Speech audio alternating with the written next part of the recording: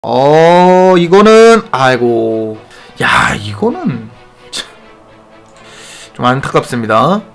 내가 한 번씩 여기 오는데 내가 올 때마다 첼시가 지고 있네. 요 근래는 계속 지고 있죠, 첼시가. 요 근래는 첼시가 뭐 분위기 좋았던 때가 딱히 없어서. 또 먹히나요? 이거는 왜 이러냐, 오늘? 요즘 왜 그러지? 요새 왜 이러지? 아니, 왜 이렇게 얼탱이가 없이 먹혀, 자꾸. 이거 먹혔죠, 뭐, 이거는. 아니, 근데 이렇게 어수선하지, 왜 이렇게? 포지셔닝도 그렇고, 뭐가 이렇게 다 이상하죠, 좀? 이렇게 되면 램파드도 어려워지죠. 왜냐면 벌써 몇 경기째 지금 부진을 겪고 있는 거기 때문에 이렇게 되면 램파드도 어려워져.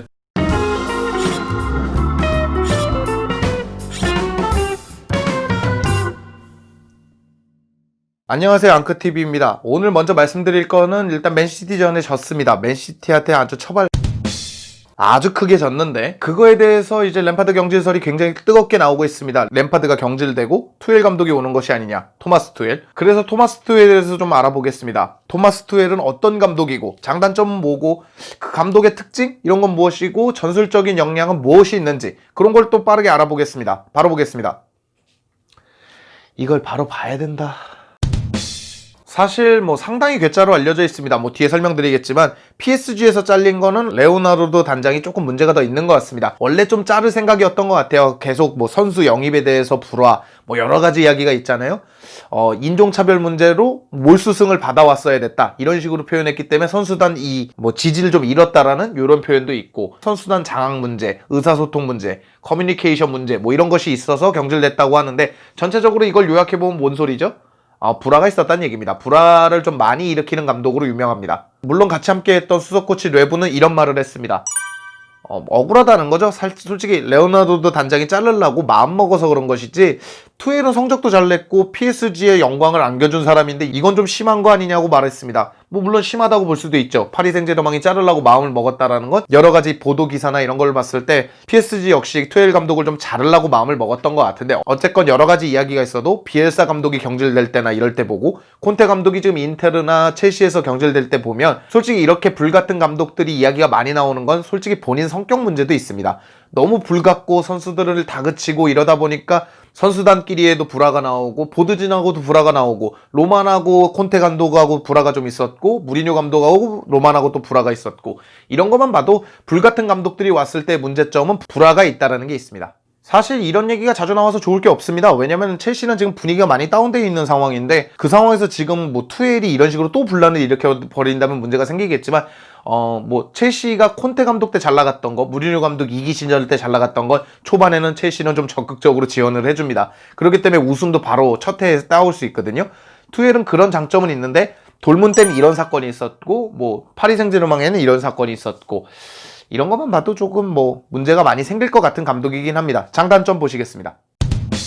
진짜 이 감독은 쩌는 전술가라는 이 용어가 좀 거짓이 아닌 게 뭐냐면, 433도 많이 쓰고 4222, 442, 뭐 4231, 정말 여러 가지 전술을 써요. 3백을 쓰기도 하고, 돌문 시절에는 정말 다양한 컨셉을 많이 들고 나왔다고 해요.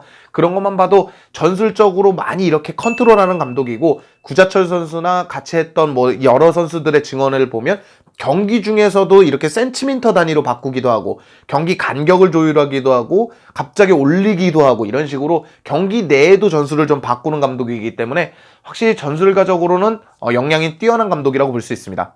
저는 개인적으로 맨시티전에 누누이 얘기했듯이, 램파드 감독이 만약에 공격이 올라갔어요, 베르너가 이렇게 갇힙니다. 그러면 이렇게 압박을 가하잖아요. 로드리라든지 이제 측면 풀백들이 이렇게 압박을 가하면 크로스를 올릴 수밖에 없습니다. 왜냐면 트라이앵글을 계속 형성을 못 하거든요.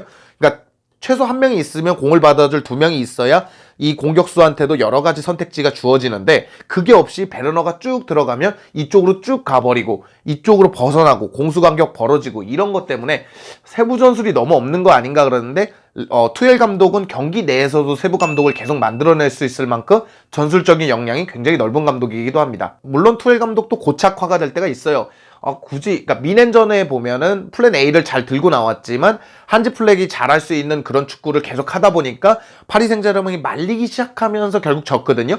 물론 어쩔 수 없이 그렇게 질 때도 있고, 전술에 뭐 패착 잘못 들고 나올 때도 있고 그렇기는 하지만 어쨌건 램파드 감독보단 전술적인 역량이 넓은 감독이에요. 당연하겠죠. 초보 감독보다는 메이저 감독이다 보니까 조금 전술적인 역량이 많고 그러다 보니까 상황마다 대처하는 능력이 조금 더 뛰어난 감독이라고 볼 수 있습니다. 바로 이어서 얘기를 하자면 메이저 감독 출신이라는 겁니다. 네이마르, 음바페, 카바니 이런 식으로 뛰어났던 선수들을 이끌었던 그런 메이저 감독입니다. 그게 뭔 얘기냐면 베르너, 하베르츠, 티아고 실바, 지에으 이렇게 조금 이름값 있는 선수들이 질비한 첼시를 자연스럽게 맡을 수 있는 감독, 콘테같이, 무리뉴같이 자연스럽게 맡을 수 있는 감독이기 때문에 그렇습니다. 아무래도 포체티노와 더불어서 메이저 감독 중에 가장 트렌디했던 감독 중에 하나입니다. 근데 문제는 이제 포체티노는 파리 생제르맹에 선임이 됐고 이제 남은 감독이라 그래봐야 알레그리 그리고 사리 감독이 있고 그 다음에 이제 뭐 투엘 감독, 뭐 벵거 감독님도 있고 여러 가지 감독님들이 있지만 어쨌건 현역에 바로 복귀할 수 있는 감독님들이 그 정도인데 그 중에 가장 트렌디하고 젊고 전술적인 폭이 넓은 메이저 감독이긴 합니다. 거기다가 가장 공격적인 축구를 하는 뭐 3백을 쓸 때도 있고 뭐 4-2-2를 쓸 때도 있지만 모든 메타가 공격적인 축구거든요. 투엘 감독은 아무래도 로만 아브라모비치에게 조금 매력적인 카드가 될 수 있는 거의 유일한 메이저 감독이라고 볼 수 있습니다. 자, 로만 얘기가 나왔으니까 바로 이어서 얘기하면 로만과의 불화가 있으면 바로 끝일 겁니다. 아무래도 우리 보드진들은 한 성깔 하는 걸로 유명합니다. 마리나도 그렇고 마리나 그라노브스카이아도 물론 협상을 잘하기는 하지만 성격이 좀 있는 걸로 알려져 있고 뭐 로마는 말씀을 안 드려도 전 유럽권 내에서 성격 있는 구단주로 굉장히 유명한 구단주죠. 그 구단주와 투엘이 붙는다면 과연 어떤 일이 벌어질까 벌써부터 불안해지는 건 있습니다. 콘테 감독 때 겪어봤고 무리뉴 감독 때 겪어봤기 때문에 무리뉴 감독, 콘테 감독보다 성격이 좀 더 괴팍하다고 알려져 있는 투엘 감독이 보드진하고 문제가 생기기 시작하면 정말 이제 좀 걷잡을 수 없는 일이 벌어질 수도 있겠다. 그런 생각 때문에 단점에 넣어봤습니다. 이거 외적으로는 단점으로 뽑을 만한 게 뭐 우승 커리어가 그렇게 많지 않다? 파리 생제르맹 전까지는 우승 커리어가 그렇게 두터운 감독은 아니기 때문에 메이저로 이름값이 많이 알려진 거에 비해서 리그 우승이나 뭐 트로피를 많이 땄던 감독까지는 아닙니다. 물론 파리 생제르맹은 트로피 따기 좋은 클럽이기도 해요. 아무래도 이 프랑스 리그 내에서 원톱이다 보니까 파리 생제르맹으로 트로피를 많이 땄다라는 건 장점으로 보기에는 조금 어려운 것 같습니다. 자, 그럼 이제 예상 전술을 좀 보도록 하죠. 예상 전술을 정말 다양하게 짤 수가 있어요. 왜냐면 전술의 폭이 굉장히 넓은 감독이라고 말씀을 드렸고 4-2-3-1, 4-2-2-2, 4-3-3, 3백을 쓰기도 하고 여러 가지를 쓰는데 제가 개인적으로 봤던 거는 비대칭 4-3-3, 어쩔 땐 4-4-2가 되기도 하고 4-3-3이 되기도 하는 미넨 결승전에 보여줬던 그 4-3-3이 제일 맞지 않을까. 실제로 4-3-3을 많이 쓰기도 하고요.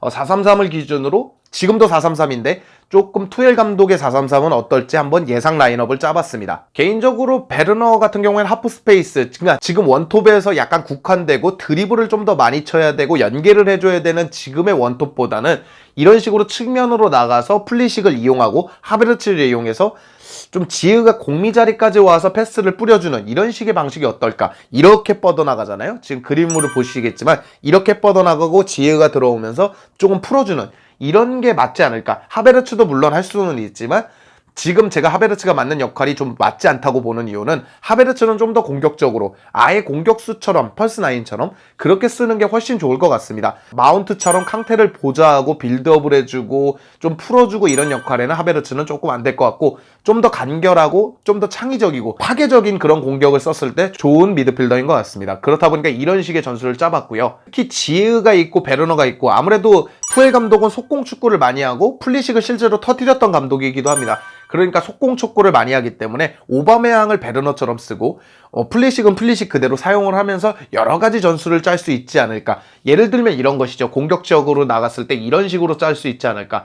뭐 디마리아가 없고 네이마르가 없고 음바페가 없지만 첼시에는 또 지에가 있고 베르너가 있고 플리식이 있으니까 이런 식으로 공략을 한다 그러면 좀 상대 수비를 혼전을 줄 수 있고 조금 공격적으로 가져가되 좀 더 공격적 우위를 많이 가져가는, 제가 봤을 때는 투엘 감독은 공격적으로 수적 우위를 가져가는 걸 굉장히 중요시하는 감독 중에 하나인 것 같습니다. 그렇기 때문에 좀 공격적으로 수적 우위를 가져갈 수 있는 이런 4-3-3 아니면 4-4-2가 되지 않을까 그런 생각까지 해봤습니다. 문제는 이 4-3-3에서도 역시 캉테는 안 됩니다. 왜냐면 투엘 감독 역시 뒤에서 좀 빌드업을 책임져 줄 수 있는 그런 수비형 미드필더가 필요하거든요. 그렇기 때문에 캉테는 여전히 안 되고 라이스도 조금 어렵다고 보고 있습니다. 라이스는 램파드 감독이 4-3-3의 적격이라고 보고 있는 그런 미드필더지만 투엘 감독 역시 라이스를 적격으로 볼지는 좀 미지수인 것 같습니다. 물론 다른 매물은 투엘 감독이 좀 찾아봐야겠지만 만약에 투엘 감독이 온다면 과연 데클란 라이스를 이 정도까지 원할 수 있을지 저는 조금 미지수라고 보고 있지만 어쨌건 캉테의 자리에서는 투엘 감독 역시 새로운 미드필더를 필요로 할 것이다. 그렇게 보고 있습니다. 물론 여전히 60% 이상의 마음으로는 반대입니다. 100%라고 보면 한 60% 정도는 반대하고 있어요. 왜냐면 왔다 하면 2년도 안 돼서 로만과 싸우고 나갈 것 같은 그런 감독입니다. 길어야 3년? 장기 집권이 불가능한 감독이라고 보고 있어요. 왜냐면 이제까지 그래왔기 때문에 지금 갑자기 첼시로 와서 변화한다? 그러기가 조금 어렵습니다. 그런 마음으로 콘테 감독을 데려왔고 그런 마음으로 무리뉴 감독하고 이 길을 출발했지만 잘 되지 않았기 때문에 조금 어렵다고 보고 있는데 문제는 뭐냐면 40%의 기대는 뭐냐면 그 2년 3년 안에 뭔가를 해낼 수 있는 감독이기 때문입니다. 전술적으로 뛰어나고 파리 생제르맹에서 한 번 더 거듭났고 한 번 더 발전했기 때문에 첼시에서 한 번 더 뭔가를 보여줄 수 있는 그런 감독이지 않을까라는 그런 생각이 듭니다. 그러니까 이런 거죠. 투엘 감독이 망치고 나가면 15-16 시즌 2가 될 수도 있어요. 왜냐면 감독이 불화일으키고 막 선수단하고 안 좋고 뭐 태업 논란 나고 이러면 15-16 시즌처럼 될 수 있는데 문제는 뭐냐면 14-15 시즌도 보여줄 수 있는 감독이기 때문에 그래요. 콘테 감독하고 똑같이 지금 구단에 있는 스쿼드가 쓰기 어려운 선수들 하베르츠, 베르너, 지에우 이런 식으로 쓰기 어려운 선수들이 많지만 또 투엘 감독은 쓰기 어려운 선수들을 잘 쓰거든요. 네이마르를 공미해 두기도 하고 음바페가 조금 활동량을 많이 가져와주는 원톱이 잘 어울리는데 베르너처럼 측면으로 빼서 하프 스페이스를 공략하는 방식으로 바꾸기도 했고 나겔스만이나 이렇게 뭐 베르너를 정말 잘 썼던 실제 잘 썼던 감독이 올 수 없다면 그런 선수를 잘 쓸 것 같은 감독이 오는 걸로 투엘을 찬성하고 있습니다. 아무튼 램파드 감독이 1승 1무 4패 최근 들어서 12월 1월 최악의 경기력을 보여주면서 뭐 경질설이 도는 게 마땅하다고 보고 어떤 감독이든 이쯤 되면 경질이 되는 것도 맞습니다. 왜냐면 지금 레전드 감독이고 로만의 친분 그리고 로만이 좀 장기성으로 바라보면서 기다려주는 건 있는데 그게 아니었다면 일찌감치 날아가도 무방한 경기력입니다. 한 달 내내 성적이 안 좋았으니까요. 아무튼 램파드 감독이 잘했으면 좋겠고 그게 일단 베스트고 안 된다면 투엘 감독이 현재로서는 제일 좋은 매물이라고 볼 수 있을 것 같습니다. 여러 가지로 놓고 봤을 때요. 개인적으로 한 가지 발언을 더 하자면 장기 집권이라는 그런 로망은 우리에게는 늘 있습니다. 특히 첼시 팬들에게는 늘 있는 로망이에요. 왜냐면 맨유도 그랬고 아스날도 그랬고 AT도 그렇고 리버풀도 그렇고 조금 장기적으로 가고 있지 않습니까? 그런 것만 놓고 봤을 때 부럽다. 왜냐면 장기적인 플랜을 가져갔을 때는 그 감독이 장기적으로 한다는 얘기는 잘하고 있다는 얘기거든요. 그래서 부럽다라는 생각을 하지만 그런 로망에 고착돼서 지금 램파드 감독이 성적을 못 내고 첼시가 계속 꼬꾸라지고 있는데 버티는 건 또 옳지 못하다고 보고 있습니다. 지금 램파드가 보여주는 성적은 정말 나쁜 성적인 게 맞고 팬이고 아니고를 떠나서 뭐 램파드 감독을 믿는다면 램파드 감독이 변화를 보여줘야 되고 아니라면 경질하는 게 맞다고 보고 있습니다. 그렇기 때문에 첼시가 좋은 결정 그리고 램파드 감독이 좋은 경기력으로 다시 한번 신임을 얻었으면 좋겠다라는 생각까지 해봤습니다. 오늘 영상은 여기까지고요. 즐겁거나 유익하셨거나 도움이 되셨다면 당신의 구독을 기다리겠습니다. 감사합니다.